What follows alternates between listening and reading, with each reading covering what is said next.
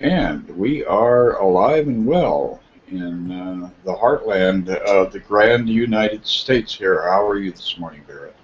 I'm doing all right, Chris. It's really good to be here with you again.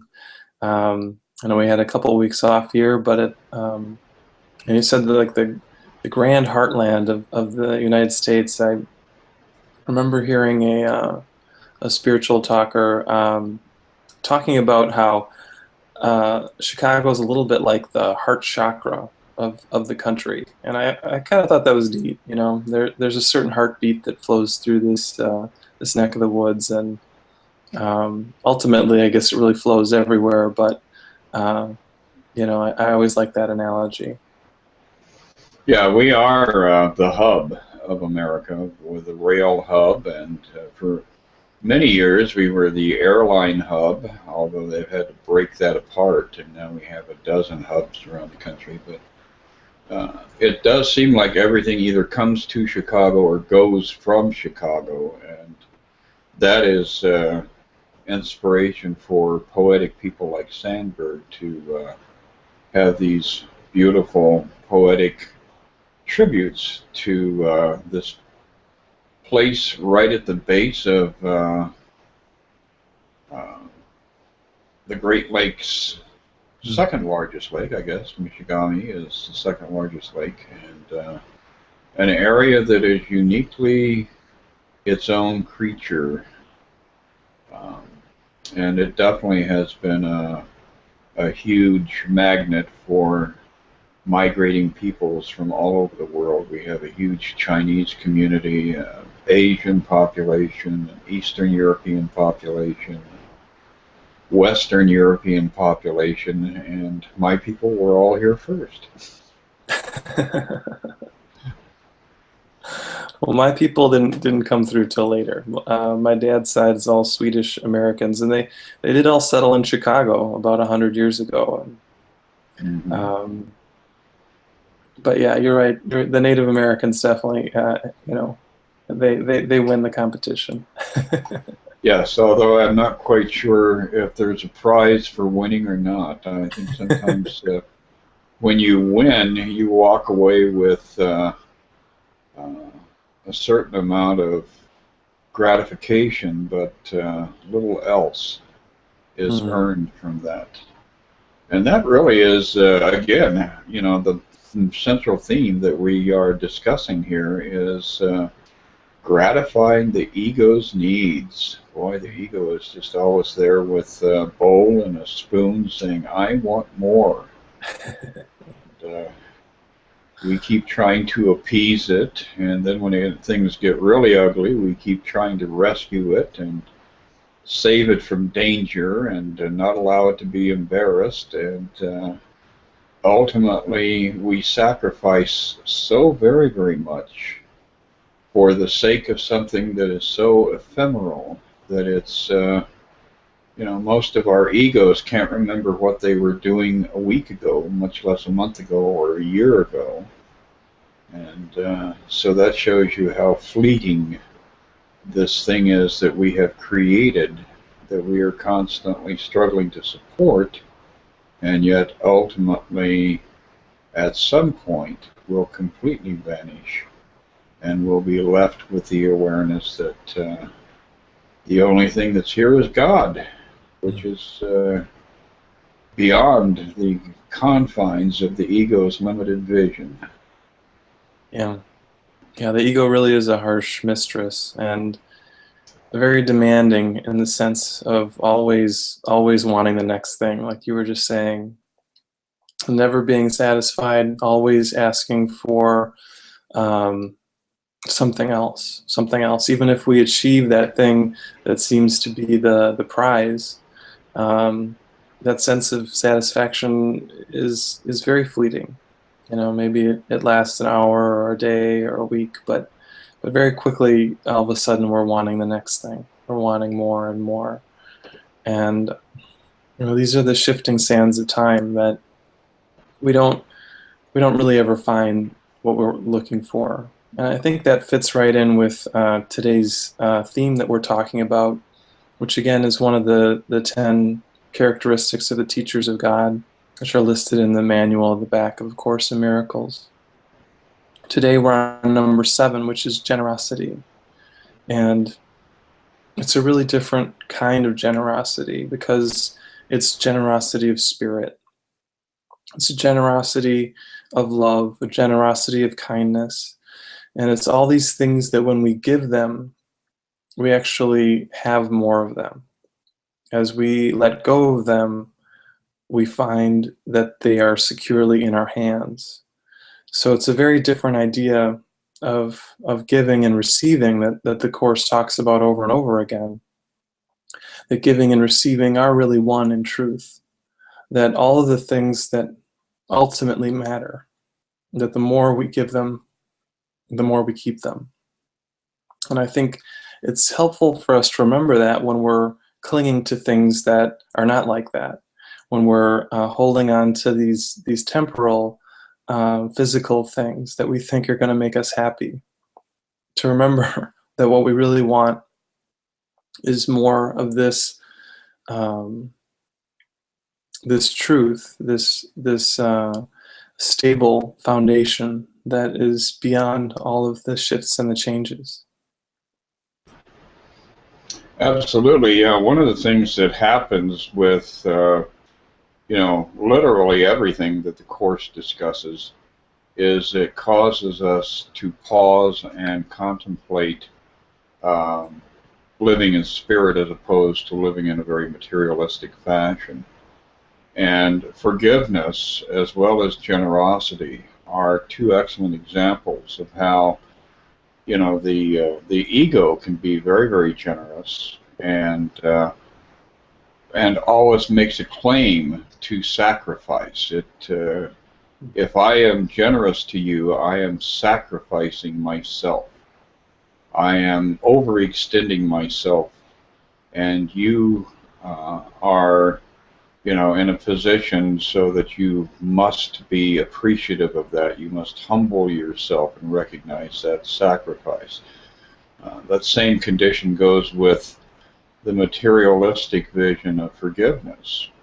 It turns into this sense of superiority. Look at how profoundly supreme I am. I am a deity unto myself because I can forgive or condemn at my leisure. So if I forgive you, you are obliged to always remember that, the sacrifice I made to extend this wonderful gift to you. Whereas when we approach it from the level of spirit, we recognize that the core element that is being transmuted here is something that you cannot place material value on, because it is the active force, the active nature of divinity itself. And that was why Jesus said, God is love. So when you are extending forgiveness or generosity or any of the values placed on spiritual vision, you are in fact enriching yourself and everybody around you, because you are extending God into a situation. You are bringing that light, that illumination, that generosity of spirit, that willingness to let go of pain and sorrow, and to not try to reclaim the past, but rather allow the past to be what it really never was, which is simply a part of a dream, a part of a very ephemeral process that is like watching leaves on the river floating by, going ever southerly into the Gulf of Mexico. Ah, yes. I really do like that analogy. That image is so beautiful. I remember an experience I had a few years ago where I was in a hot tub and I was the only one there. I was the only one around. And it was one of those hot tubs where the water went in a circle, and I found myself sitting on the bench kind of holding on, because there was kind of a strong current. it occurred to me that I could just let go and just let myself float, because it was a fairly big hot tub. And it was kind of an amazing experience to be like that leaf on the river that you're just talking about, to just let myself be carried along. And I think in a metaphorical way, that's really what we can all do in our lives, is we can find that flow. We can find that force that just kind of moves through us, and we can let that move our whole life. We can let that move us through life. And it's a whole different way of being.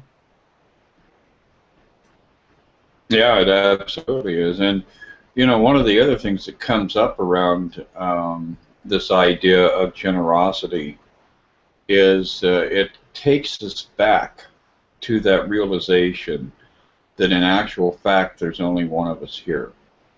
Because when you give to what appears to be others around you, you are in reality extending something to yourself, because of that true nature of the unified sonship, the unified expression of God.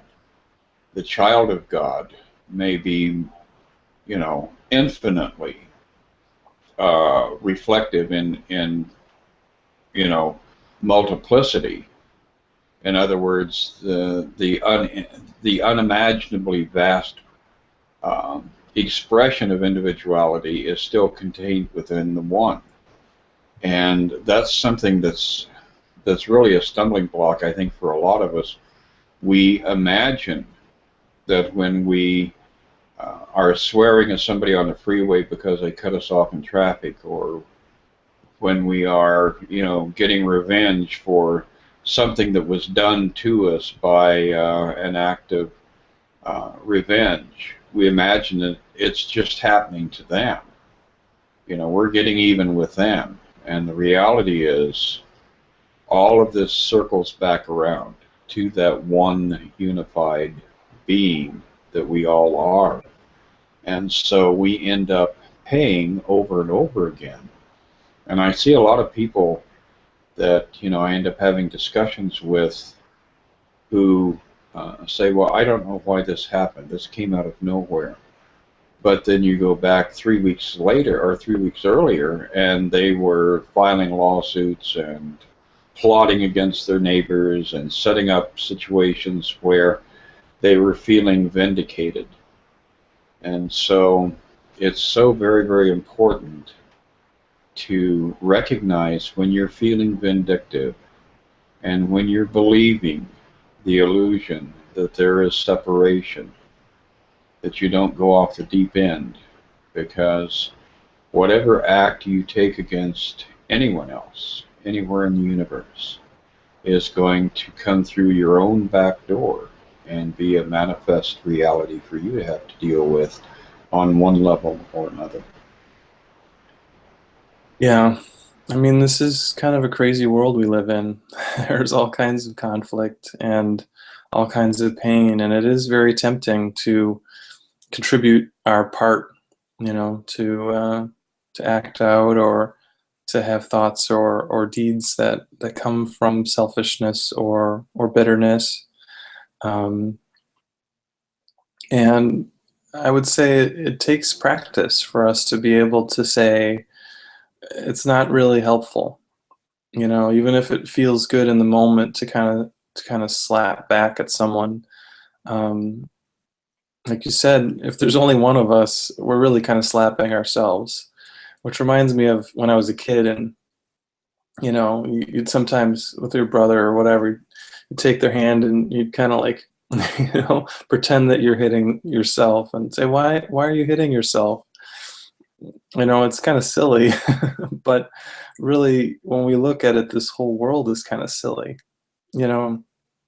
Why do we do things that keep bringing us pain? Why do we do things that contribute to sadness or suffering?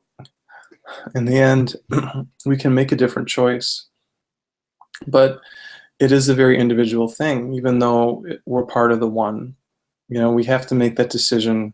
Each of us, we have to learn that that never gives us what we want, that the pain is something that I'm not going to keep choosing. And it's the kind of thing that we have to be persistent with, and we have to strengthen that thought system.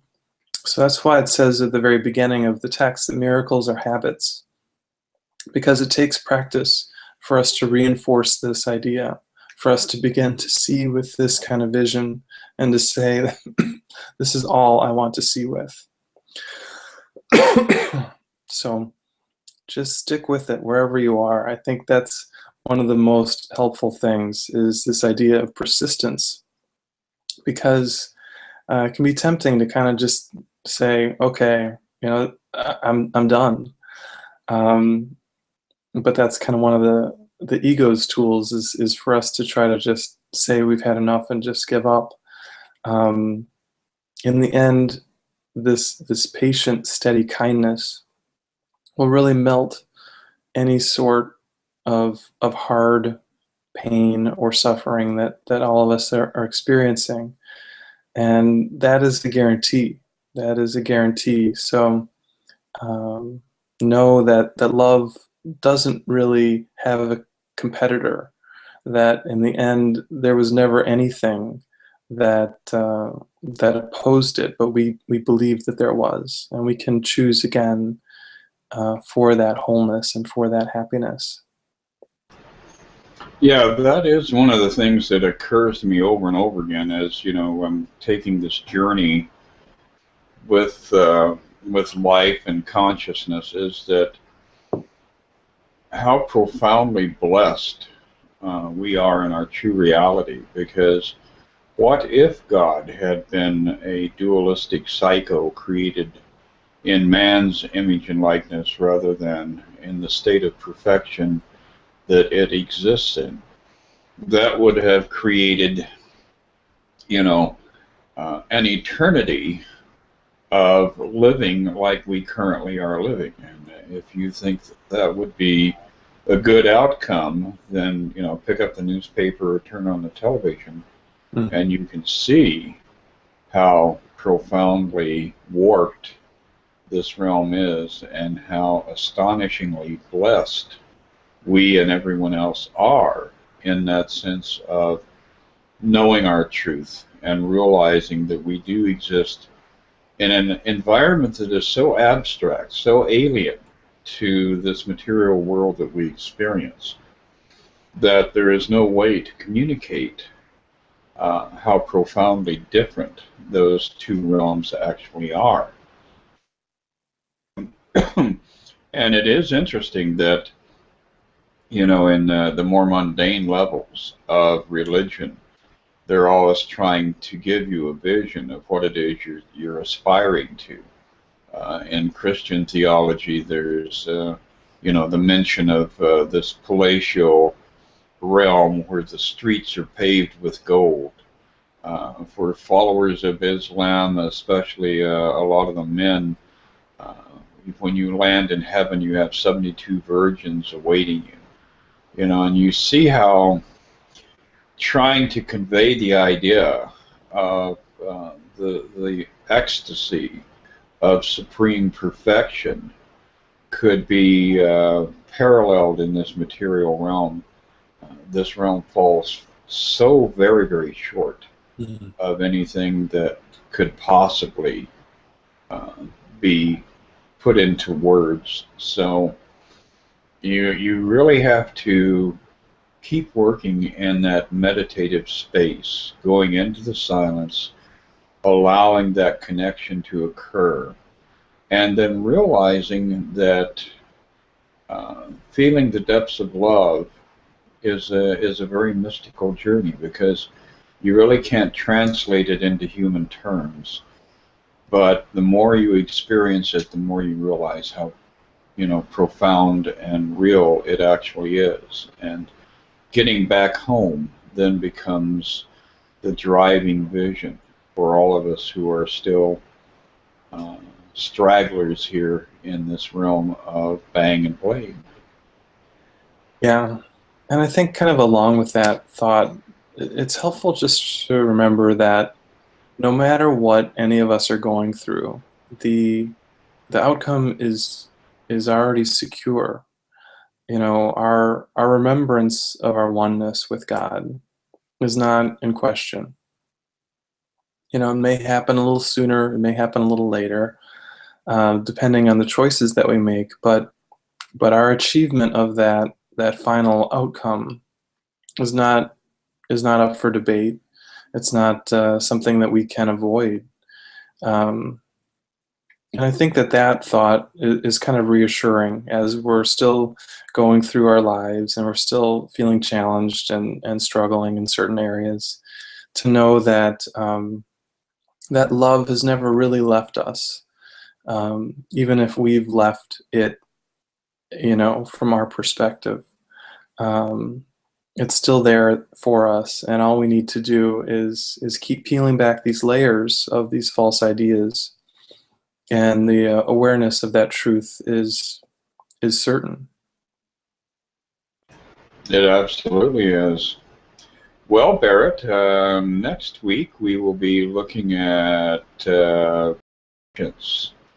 So everybody is going to have to exercise some patience as we continue to advance here, and hopefully we will come through for you with some other additional insights that clarify the journey, even if in only a minuscule fashion.